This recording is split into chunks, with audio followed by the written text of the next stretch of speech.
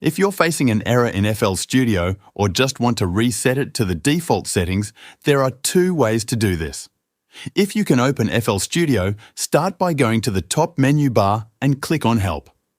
From the drop-down menu, select Diagnostics. This will open the Diagnostics tool for FL Studio. Inside this tool, you will see different options to fix common problems. The first option lets you scan for issues and fix them if anything is detected. The second option is the one that allows you to reset FL Studio settings.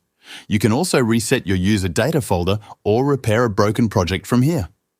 To reset FL Studio settings, click on the second option. A message will appear asking you to close FL Studio before continuing. So go ahead and close the software. Now click on the Start button in the Diagnostics tool. Your FL Studio settings will now be reset. The second method is for those who cannot open FL Studio at all. In this case, you need to manually run the Diagnostics tool from your installation folder. First, open the folder where FL Studio is installed. If you don't know the location, you can search online or use the search bar on your computer.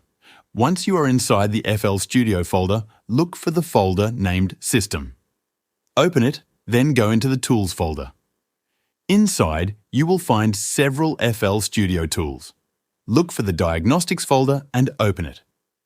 Here, you will see a file called Diagnostics Tool with a .x extension. Run that file. Once it opens, follow the same steps as before to reset FL Studio settings.